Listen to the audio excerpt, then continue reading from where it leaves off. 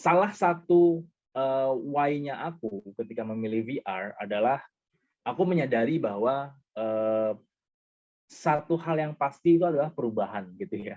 Kalau misalkan karena aku orang fisika gitu selalu berpegang kepada hukum termodinamika 2 yaitu entropi lebih besar dari nol. Jadi semuanya selalu hal yang pasti adalah perubahan, hal yang pasti adalah ketidakpastian. Nah, ini juga sama untuk hal-hal yang dibutuhkan dalam pengembangan skill gitu. Mungkin teman-teman sering baca ya di apa namanya di articles gitu bahwa kalau World Economic Forum itu selalu mengeluarkan apa namanya skills yang dibutuhkan dalam 5 tahun ke depan. Gitu. Nah kemudian kalau aku bandingkan tahun 2015 ketika aku masih kerja di perusahaan multinational company, terus aku bandingkan 2020, which is tahun kemarin gitu. I've been here and it's true gitu. Jadi perubahan skill yang aku butuhkan, yang orang butuhkan tahun 2015 itu sama 2020 itu berbeda jauh sekali. Gitu. Jadi 2015, of course, apa namanya complex problem solving masih menjadi yang pertama. Tapi coordinating with others tahun 2015 sebagai misalkan 2015 itu waktunya masih apa ya istilahnya kemampuan manage apa namanya coordinating with others itu masih di posisi 2 gitu. Cuma di 2020 itu ternyata di apa namanya diganti oleh skills untuk critical thinking, kemudian creativity gitu.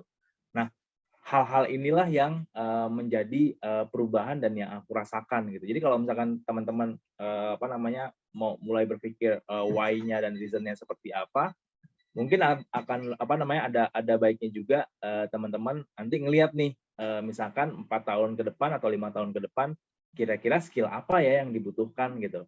Jadi menghubungkan antara apa yang kita sukai kayak love and passion itu dengan skill yang memang dicari dan dibutuhkan tidak hanya untuk diri kita sendiri untuk karir kita tapi juga untuk memberikan manfaat kepada orang-orang lain. Nah, kemudian tahun 2002 tahun kemarin keluar nih dari World Economic Forum bahwa top 10 skills di 2025 adalah analytical thinking and innovation itu yang pertama. Terus kemudian active learning and learning strategies, complex problem solving. Jadi 2015 sama 2020 itu complex problem solving kan di angka pertama. Sekarang 2025 will be changed gitu karena analytical thinking and innovation dan active learning and learning strategies ini menjadi dua hal pertama gitu yang apa namanya yang dibutuhkan untuk di tahun 2025. Jadi mungkin dari sini bisa kita membenchmark bahwa oke, aku ada sesuatu hal nih yang aku passionate about itu dan aku bisa menemukan why-nya, tapi juga nge-relate juga ke sini gitu loh. Oke, ini why-ku atau reason-ku ini bisa nggak ya untuk achieve apa namanya atau untuk bisa diperkuat dengan 10 skills di 2025 nanti. Nah, kemudian ya karena aku sebagai techpreneur ya, sebagai orang teknologi dan juga entrepreneur, aku selalu melihat tidak hanya love and passion tapi juga tren gitu. Tren yang nanti juga bisa mendukung love and passion kita juga gitu. Karena kan love and passion kayak ya kalian nggak bisa hidup dengan love and passion aja, tetap aja mesti ngikutin perkembangan industri yang ada gitu. Jadi gimana caranya nge-fit in love and passion kita itu dengan perkembangan industri yang ada. So what will happen in 2030 gitu ya? Kita akan banyak melihat AI in all fields begin by OpenAI. Terus kemudian electric vehicles itu pasti akan banjir, akan banyak gitu ya. Kemudian drone for human and heavy items virtual world. Jadi kalau teman-teman ngelihat di Instagram atau di YouTube atau di apa namanya video streaming lainnya gitu ya, drone for human and heavy items in virtual world ini bukan sesuatu yang tidak mungkin lagi, bahkan beberapa sudah ada yang bisa jadi kendaraannya manusia gitu. Kemudian business with crypto transaction, blockchain, environment dan environmentally friendly smart materials ini juga menjadi hal yang akan trend. Kemudian space travel. Dan kita ngelihat sebenarnya kalau teman-teman ngelihat berita-berita artikel tentang perkembangan teknologi, kita sebenarnya ngelihat ini orang-orang di seluruh dunia ini udah memulai langkah-langkah ini gitu loh. Langkah-langkah ini udah dimulai dari small steps-nya mereka gitu. And it will be happen in 2030 ini menjadi satu hal yang lumrah gitu. Nah, ketika kita mempersiapkan dari sekarang gitu, love and passion kita gimana caranya bisa fit dengan perkembangan ini. dan disitulah kita bisa menemukan reason yang lebih kuat lagi. Jadi it's a framework where you can actually find a fulfilling career, a meaningful work that is actually coming with purpose kayak gitu. Makanya kenapa kayak kalau misalkan dulu-dulu orang masih suka ngomong, gue suka ini, gue passionate di sini, tapi sebenarnya they not really can do it. It's not called passion gitu.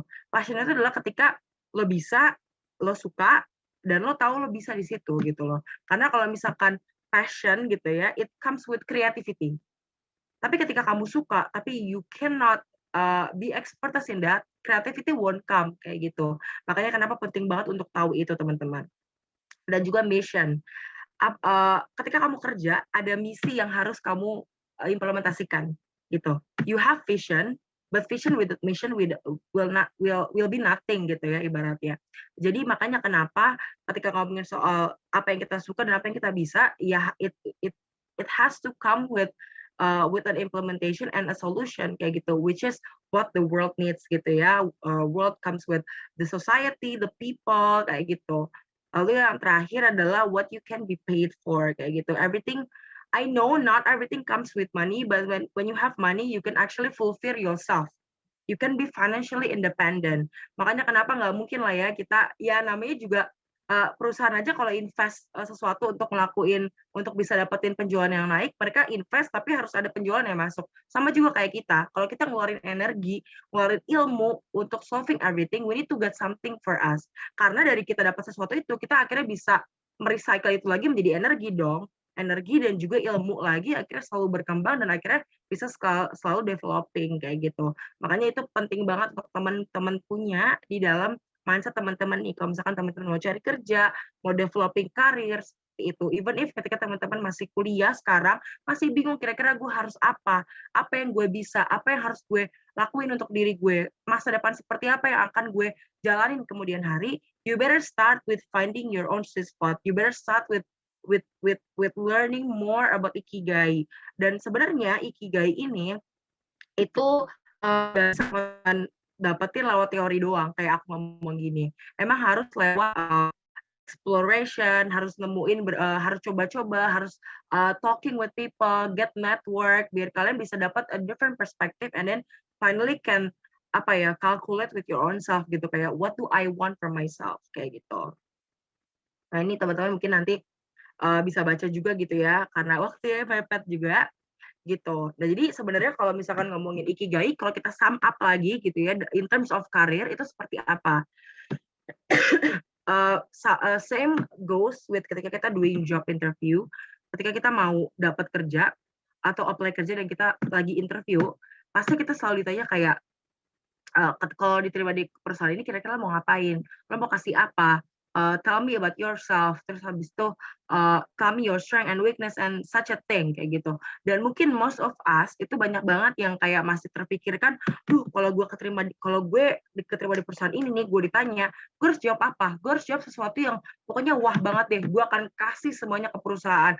Gue bakal jadi pekerja yang hardworking, yang selalu on time segala macam.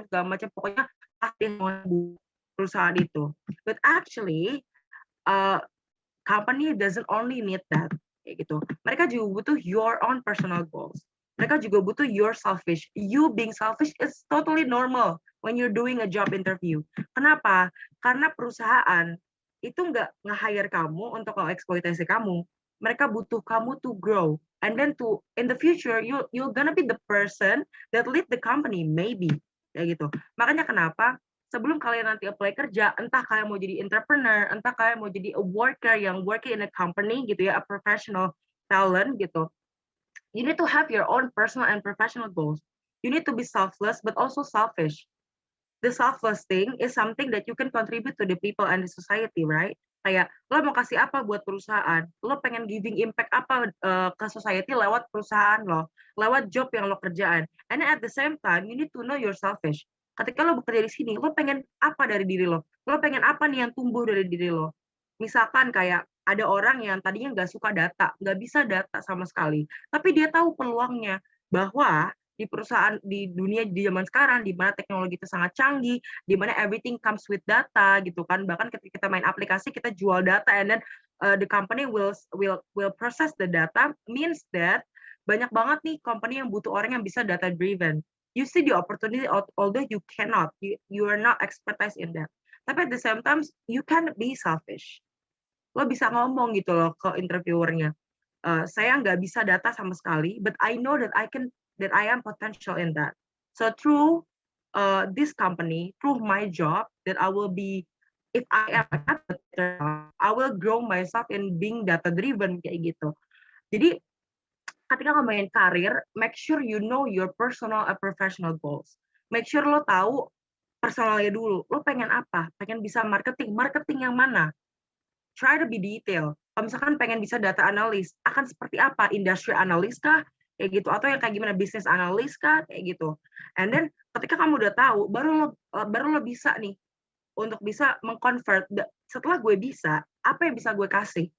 And that's it called professional goals gitu ya. Jadi kayak setelah teman-teman tahu nih personal goals sudah terpenuhi, dari goals-goals yang teman-teman udah punya di diri sendiri, you already fulfilled within yourself. Apa yang bisa dikasih ke orang? Apa yang bisa di-solve nih problemnya? Through your contribution. Kayak gitu. Jadi when it comes to career fulfillment, when it comes to career development, you need to know these two things gitu ya. Singkatan dari Ikigai tadi, kalian bisa wrap up jadi personal and professional goals dulu aja. Gitu. Selanjutnya, aku mau bahas tentang multi-skill professionals. Ini apa sih? Jadi ini mungkin kalau dulu kita kerja itu pasti, kalau kata orang tua kita, ya udah cari kerjaan yang pasti, yang duitnya banyak. Pasti passion tuh ngikutin lah. Nah, tapi gimana kita sekarang di era yang sekarang ini bisa lebih lagi nih explore apa yang kita punya. Nah, ada satu artikel di buatannya Andy Boynton di Forbes, dia tuh bikin artikel tentang are you an I or a T. Nah, I sama T itu apa sih? Nah, jadi ada nih kerjaan yang sifatnya itu I-shape. Nah, ini tuh zaman dahulu banget, di mana ketika ini kerjaan itu functional disciplinary. Jadi kerjaan itu ya spesifik area of expertise, dan belajarnya itu ya drilling more deeply into particular field. Misalnya mungkin seorang akuntan gitu ya, akuntan bekerja sebagai akuntan, gimana caranya mendalaminya itu kayak gitu. Nah, juga bisa juga mungkin researcher atau misalnya statistician gitu di masa lalu ya. Dan belajar machine learning aja. Nah, gimana caranya kita bisa melebarkan ini, nggak cuma spesialis tadi, kita bisa reach more dengan jadi T%. T itu apa? Artinya dari spesialisasi yang kita punya, kita kembangkan lagi nih broad general knowledge-nya.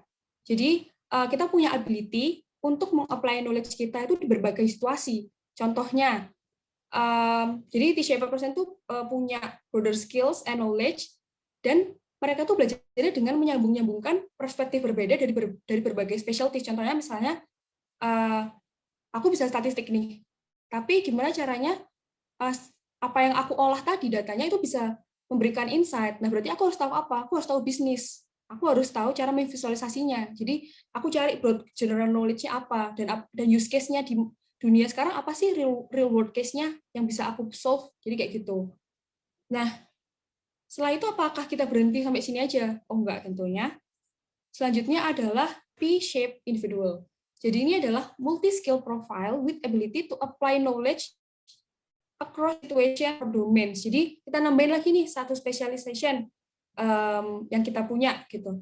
Contohnya, misalnya kalau aku mungkin suka data analytics plus desain. Aku suka ngedesain, aku suka banget ngedesain. Tapi gimana caranya itu dari dua specialization itu aku bisa ngasih powerful nih. Jadi secara aku mungkin di pekerjaanku aku bisa ngasih powerful deliverable insight ke tim bisnis, ke tim produk melalui visualisasi nih dan creative design. Jadi mereka nggak perlu ngeliatin data tabular satu-satu, tapi mereka cukup melihat visualisasi langsung, oh I know, ini maksudnya ada kenaikan di sini, ada penurunan di sini, tanpa mereka harus ngeliatin angka kayak gitu. Itu. Tapi apakah berhenti sampai sini? Enggak dong. Mungkin yang tahap terakhirnya itu adalah menambahkan nih spesialisasi yang lain. Jadi adalah com-shaped individual. Jadi kita nambahin spesialisasi lagi untuk nambahin value kita di job market. Contohnya apa sih yang bisa kita ambil? Pertama nih, contohnya misalnya data analytics, design plus mungkin aku suka scroll sosial media nih. Nah, di situ aku bisa create educational content in social media about statistik, analytics, dan dengan desain yang bagus. Apakah semua harus aku kerjakan sendiri? Tentu enggak. Cuman karena aku punya spesialisasi di sana, aku jadi tahu apa yang harus aku berikan, apa yang harus aku sampaikan gitu. Dan yang kedua contohnya, misalnya suka coding, desain, copywriting, nah itu bisa bikin high quality websites. Nah ini ada pertanyaan satu juga, gimana kalau misalnya aku sukain dan aku spesialisasi itu nggak nyambung? Contohnya, aku kerja di bank dan aku sukanya musik. Gimana caranya menyambungkan itu?